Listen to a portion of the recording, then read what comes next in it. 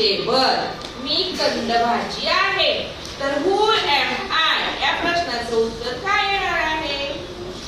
काय येणार? इथे लिहून दाखव.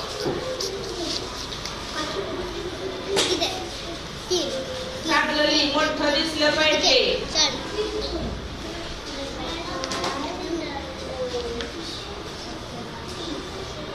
काय आलं उत्तर हु एम आयचं?